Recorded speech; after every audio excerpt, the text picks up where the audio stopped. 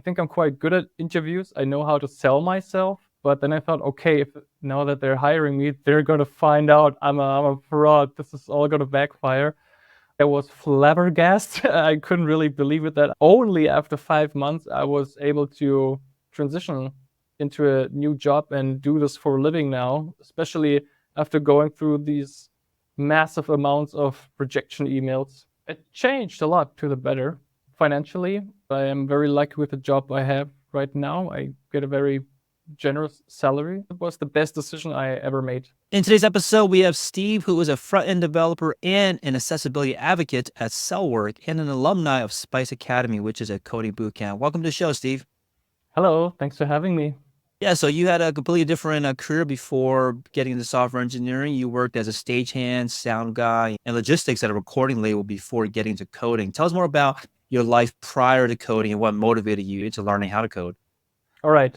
When I was working at the logistics job for the record company, I've been working there for 5 years. I think I started as a freelancer doing some packing parcels, and I worked my way up the ladder. And at some point, I was head of logistics. But this job didn't pay very well, to be honest. And the work got kind of dull at a certain point, very repetitive. And just around that time, it was beginning of my 30s, a friend came along and he told me about his amazing experience at the coding bootcamp. He was so stoked about it. I got a little bit pumped about it because when I was 14 or 13, I was at an internet club when I was still at school. I was programming websites there, so I had some dead knowledge lying around in my head, and I thought, why not give it a shot? And yeah, I took a look at Spice Academy. They seemed pretty competent, and then I approached them. I talked to Shilpa back then, who was managing public relations, introduced me to how everything is going down and so on. And then I did a little application test for them. So they checked out if I was actually able to get through the bootcamp. And yeah, they did accept me. And this is how I got into it. Basically, I was not satisfied with working in the music industry anymore for a living. I still do this on the side, but I wanted a job that challenged me mentally and hopefully paid off one day so I could actually save some money and spend money on things. Yeah, so you mentioned that you made this shift at the beginning of your 30s, which begs this question, which is that a lot of people I see online, they're thinking about making a shift into learning how to code, into going back to school, into changing their careers. They're always like, is it too late for me now that I am 30? Or is it too late for me now that I'm whatever age? Did you have those concerns, or what thoughts did you have about, wow, I'm kind of changing my career? No, I don't think it's too late at all. You can start with whatever you want. If you have the luxury of starting a new career, I highly encourage anyone out there to do just that. I had so many jobs prior to the logistics jobs, even prior to the music jobs. I did so many things. I work at a dentist company where they produce those fake teeth, for example. I work at a zoo shop. I work for GameStop. If you're not happy with something and you think you found something that makes you happy and even pays the bills, just go for it, no matter how old you are. So you mentioned that one of your friends had mentioned going to learn to code is coding bootcamp, and they initially provide that inspiration. Did you have anyone else that provided you any guidance or mentorship as you were seriously considering this, career change? But yeah, my friend Max, shout out to Max. He's also the one who helped me for the application test. I was doing some very simple stuff like a JavaScript loop where I just loop through something to show certain data. And it was very basic stuff, but I really could not understand it. And then he was very helpful to just guide me through it very patiently so I could actually get accepted by Spice Academy. And I also had mentors during the couple of jobs I had so far. I think a lot of, maybe some people don't know, is that some coding boot camps, especially the ones that have like a very high graduation and job placement rate that are very competitive to get into, they don't just accept anybody. You have to apply and show some kind of technical proficiency. What was your experience like during the interview? Like, how did you prepare for it? What was the interview or application process like? I would say the learning curve is a little bit more steep in the beginning for backend stuff, so I don't remember them asking me anything about it.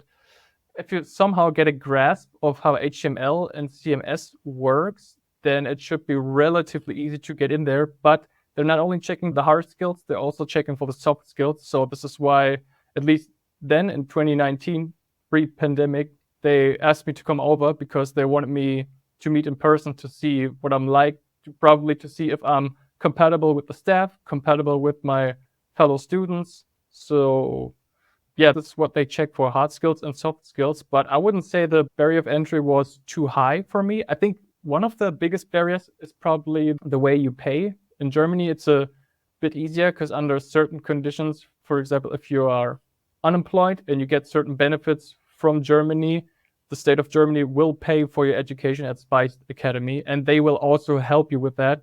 I think they even ramped the service up now to guide you. Yeah, that's amazing. I guess that's obviously different for each country, but people should look into what resources are available to help pay for these. Different programs have these different options that you don't have to shell out all the money at once from your own wallet. There might be different options there. Yes. So when you did enroll into this boot camp, it's pretty intensive, right? It's a multi-month, 3 month long, full time, 40 hours per week. I guess in the classroom, but I'm sure there's homework and other times you need to study. So it's a major commitment, and not only of your time, but then also a financial commitment as well. You had a job at the time. You, like anyone else, I'm sure you had bills to pay. What was the tipping point that allowed you to make this decision, take this plunge, even though it was a risk? It's an investment, but then it's also a risk that you're taking yourself. Yeah, I really think the tipping point was that I was so frustrated with my job back then working for the record label. It really annoyed me. And this helped me to take the plunge. I was in the unfortunate position that I had to pay for this myself. I didn't get any support because I was in a pickle legally, so I couldn't really ask the state of Germany for any money. I can't go into details here, but it just wasn't possible. But it was still totally worth it because I saw the potential in me, because I know if I focus on a certain thing, I want to get it done and I want to get it right. And I already knew that the front end part I felt way more comfortable with it. So I wasn't too worried about the whole full stack thing because I didn't even plan to work as a full stack developer anyway. Speaking of your interest in the front end, you mentioned earlier about how you didn't like the back end or the back end curriculum as much during the boot camp. For people that are making this decision that Yes. maybe they are thinking about going to the front, working and specializing in front end or the back end, or going to a front end specific boot camp or back end specific boot camp. Can you describe why you prefer one versus the other? Like, what was your experience between the front end or the back end? The backend work is too abstract for me because I cannot really relate to what is going on there. I always need to see what I'm working at. I'm a hands-on guy with anything I do, and backend just doesn't make much sense to me because in front end I could see what I was working on. It was what I put in there. It was immediately responding to me. If it worked, of course, but this is the reason why I chose front Yeah, end. that's a good point. Whenever anyone is starting to learn how to code, I think the front end is usually much more rewarding in that way, and it's much easier to kind of get rolling Right. where you can see the outputs of the effort that you put in. I think with the back end, it's harder, especially if you're like either a visual learner or you kind of need those milestones to keep going. I think the front end is definitely a lot more suited towards people that require that approach to learning. So after the program, a lot of people think, okay, I'm going to do a career change. I'm going to school. I'm going to go to a boot camp, and then I'm going to go through it. Then we have a new job at the end of it, but it's not that straightforward, right? At the end of it, you actually had to go through a pretty grueling 5 month job search filled with rejections along the way. Describe the experience for you after you went through this program and now you're in the job search. What was that experience like? So at Spice Academy, we were prepared for the job search. At the end of it, we had, I think, a weekly workshop a day to brush up your LinkedIn and so on, and to be also mentally prepared for negotiations and so on. And they told us, we know this, what you've been going through. It's a beautiful thing, but it was also very exhausting. So do not make the mistake to go on holiday right now, because right now all the stuff is very fresh in your brain and it's not sticking yet. So maybe take a couple days off, but then you should get going and start applying, and also pick up on all the stuff you left during bootcamp you couldn't really tackle. So try to dive into certain topics and also maybe work on a new project. And this is what I actually did. I took a couple of days off And then I started working on a private project that actually kind of landed me the job because I was talking about it in the interview because I didn't have any job experience. Yeah. So you mentioned two things that are important here, which is how to improve your LinkedIn and then salary negotiations. Like with LinkedIn, what were some takeaways or what were some important things you remember about having to get right with your LinkedIn profile to make sure that you're actually, being sought out as a employee? I think, to be honest, I can just speak for me, but I never got a job through LinkedIn. I got plenty of recruiters that approached me after Bootcamp who said, wow, they're so impressed by my vast experience with this and this programming language, and was obvious they didn't even read my profile. It was a very confusing time. I still recommend taking care of your LinkedIn, especially as a beginner, because you never know. But for me personally, I did not have any success finding a job. I was invited once to a recruiting company, which was a very fancy recruiting company in a skyscraper. It was like I was in a movie, and they were talking about big salaries on, oh, we definitely gonna get back to you. And of course, they never got back to me. But yeah, take any chance you can get. Just talk to people. You never know what comes out of it. And what about salary negotiations? Were there any specific takeaways that you got of that on how to negotiate a salary? Yeah, so at least in Germany, we have this rule of thumb because most people here just pay rent, and it says that a third of your income roundabout should be what you put aside for rent and fixed costs, and the rest should be just your money. And this was kind of my ballpark back then going to negotiations. But I also knew I didn't have much leverage, to be honest. So whatever offer they gave me, there was not much room for me to counter because I didn't have much offers anyway. So I had to take what I got. Yeah. So I want to hear more about these rejections that you might have gone through. How did you respond to them? Because I think even people that are more experienced and that go through interviews, you're going to get rejected more often than you get offers. First of all, you can consider yourself very lucky if you get a rejection, because most of the time you're just going to be ghosted by anybody. So even if you get an automated email, this is already a step in the right direction.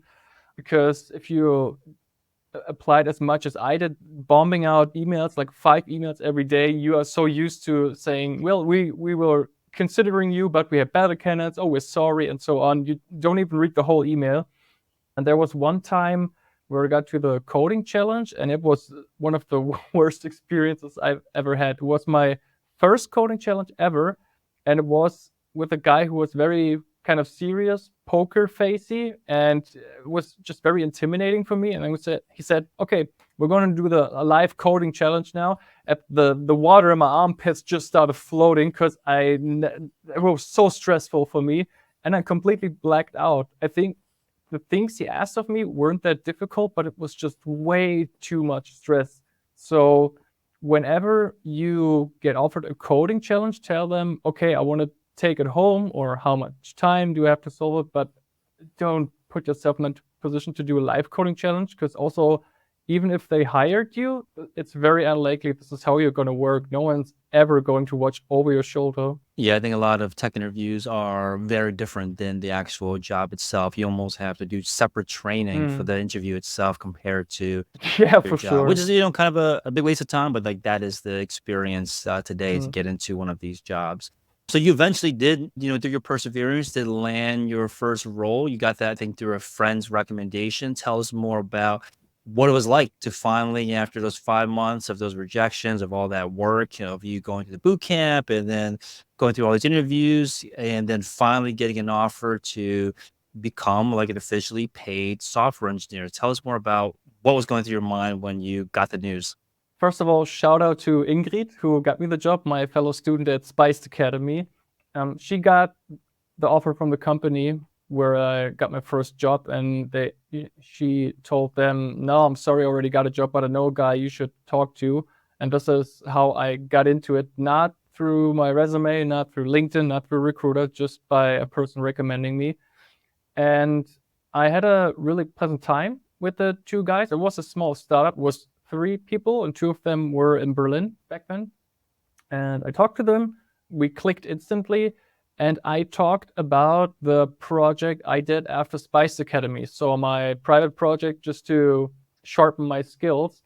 and I wasn't even good enough to put it online, so they couldn't even test it. I could just show them the code and tell them, well, if it would work on a website, it would do this and that. But it was enough for them. They were aware of my skills. They liked me as a person. I think also the soft skills were more important to them than the hard skills. And then I got an offer, which was good for a junior, I think.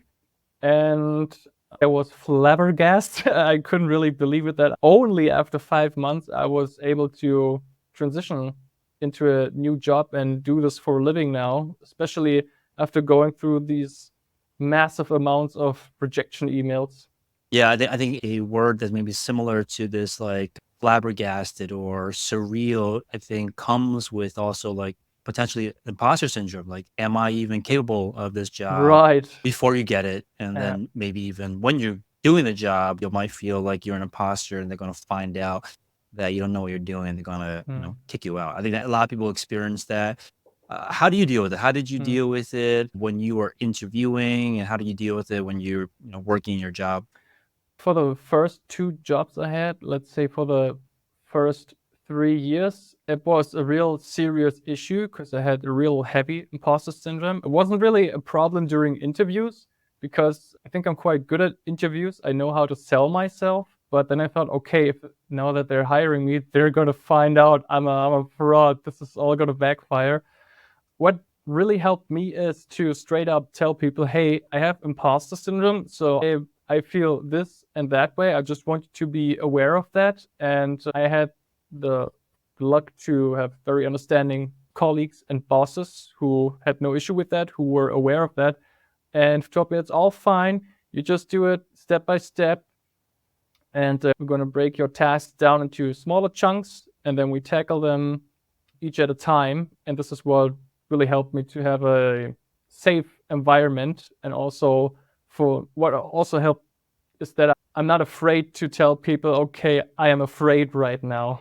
Yeah, I think trying to pretend that you don't have imposter syndrome is not the right approach. I think tackling it head on makes a lot of Yes. sense.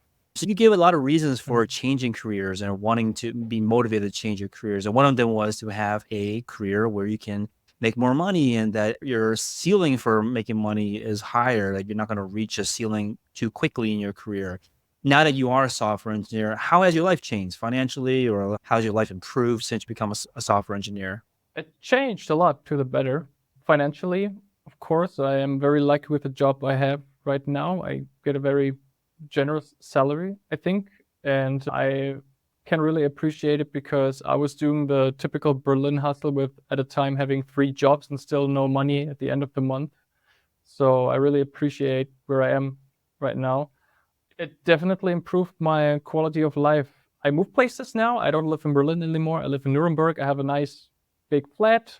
I can take trips. I can go out for dinner a couple of times if I want to. Of course, I also save money because I'm a German and that's what we do. But I don't mind spending a little bit more. So, career wise, it was the best decision I ever made.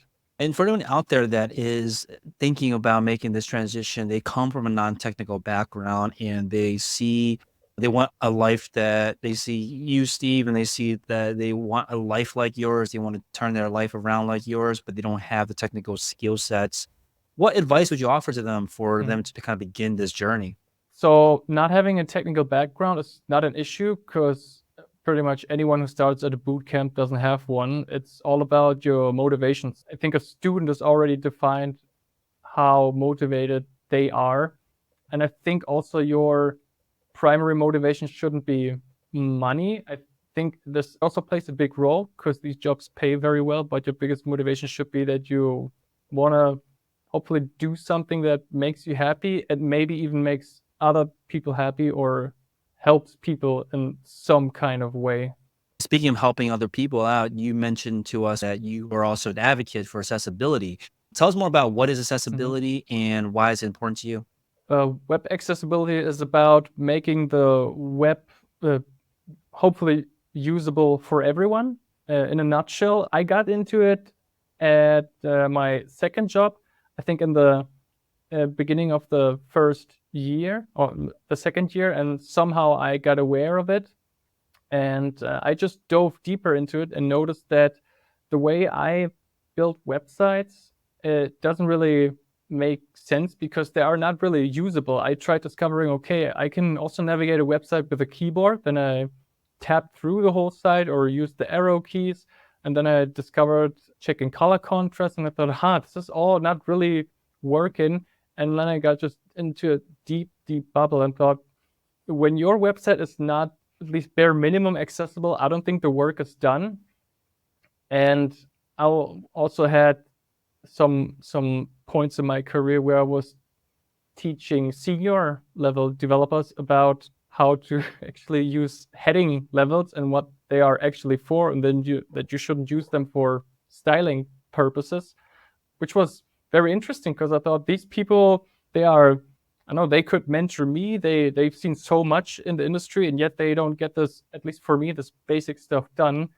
And I discovered that making a website or a web application accessible is just part of the craftsmanship, and only if it can be used by as many people as possible, only then it's done or close to done. Actually, web accessibility is never done. It's a continuous process, but you probably get my point. Yeah, definitely do. You shared with us a hot take earlier about how you do not like the back end. Do you have any other hot takes about being a software engineer?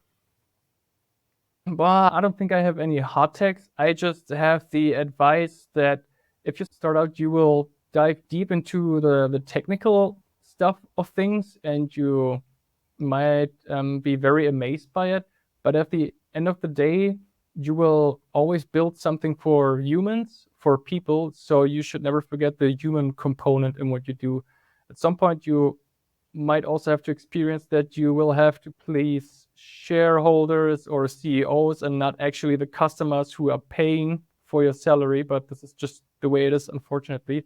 But never forget that you are building something for humans. So always consider the person behind the screen when you're building a thing. Awesome. Beautiful message to end this. Thank you so much for coming on and sharing your journey, advice, and experience with us. Yeah, thanks for having me.